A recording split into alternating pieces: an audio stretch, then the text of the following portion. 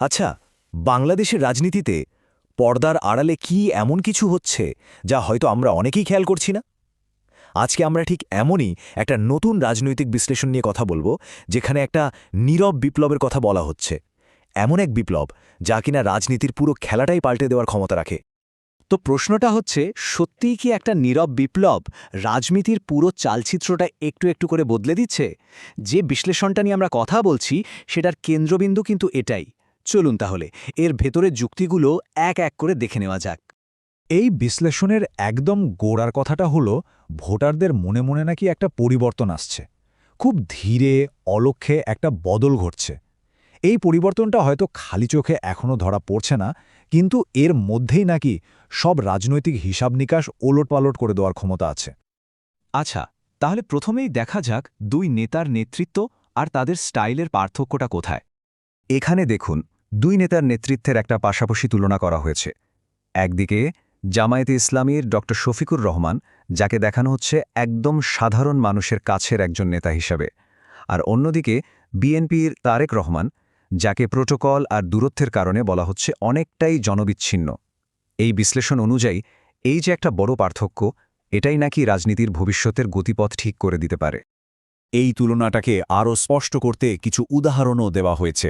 যেমন বলা হচ্ছে, ড শফিকুর রহমানের কাছে নাকি একজন সাধারণ দিনমজুরও কোনো বাধা বা প্রোটোকল ছাড়াই চলে যেতে পারেন। বন্যা বা শীতে ত্রাণ দেওয়া, এমনকি মন্দিরে পাহারা দেওয়ার মতো কাজগুলোর মাধ্যমে তিনি নাকি একেবারে তৃণমূল পর্যায়ে একটা আস্থার জায়গা তৈরি করছেন। আর ঠিক তার উল্টো দিকে তারেক রহমানের দেশের বাইরে থাকা এবং প্রোটোকলের ঘেরোপে থাকার কারণে যে দূরত্ব তৈরি হয়েছে, সেটা নাকি দলকেই সাংগঠনিকভাবে দুর্বল করে দিচ্ছে। মানে নেতা আর কর্মীদের মধ্যে একটা সরাসরি যোগাযোগের অভাব স্পষ্ট। নেতৃত্বের স্টাইলের পর এবার আসা যাক আর একটা গুরুত্বপূর্ণ পয়েন্টে, ক্ষমতার লড়াই বনাম সিস্টেম বদলের লড়াই। আচ্ছা, সিস্টেমের পরিবর্তন বলতে ঠিক কি বোঝানো হচ্ছে? এর মানে কিন্তু শুধু একটা দলকে সরিয়ে আরেকটা দলকে ক্ষমতায় আনা নয়, বরং পুরো রাজনৈতিক ব্যবস্থার একটা আমূল সংস্কার।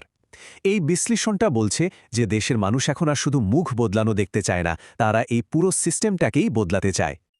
তো মূল যুক্তিটা হলো, বিএনপি যেন কেবল ক্ষমতার পরিবর্তনের কথাই বলে যাচ্ছে, মানে সরকার বদলের রাজনীতি, কিন্তু ভোটারদের চাওয়াটা নাকি এখন আরও এক ধাপ এগিয়ে গেছে। তারা চাইছে সিস্টেমের পরিবর্তন।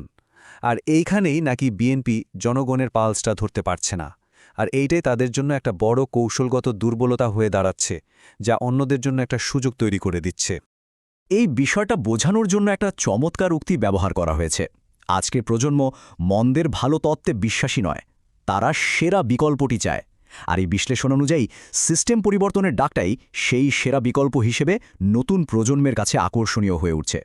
যে কোনো রাজনৈতিক বিশ্লেষণকে জোরালো করতে ইতিহাসের উদাহরণ কিন্তু দারুণ কাজে দেয়। এখানেও ঠিক সেটাই করা হয়েছে। চলুন দেখি ১৯৯১ সালের নির্বাচনের সাথে কি মিল খোঁজা হচ্ছে। ১৯৯১ সালের নির্বাচনের ঘটনাটা কিন্তু খুবই ইন্টারেস্টিং।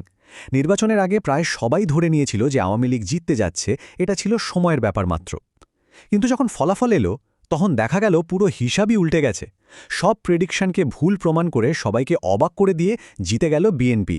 মানে যা ভাবা হয়েছিল আর যা ঘটল তার মধ্যে আকাশ পাতাল তফাত।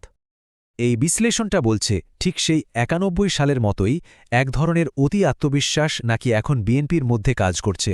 আর এই অতিরিক্ত আত্মবিশ্বাসী হয়তো আবার একটা অপ্রত্যাশিত ফলাফলের জন্ম দিতে পারে, যা জামায়াতের জন্য একটা বড় সুযোগ তৈরি করে দিতে পারে। তো এত সব আলোচনার পর প্রশ্ন আসতেই পারে, ইতিহাস কি আবার ফিরে আসবে? চলুন পুরো বিষয়টা এক নজরে দেখে নিই।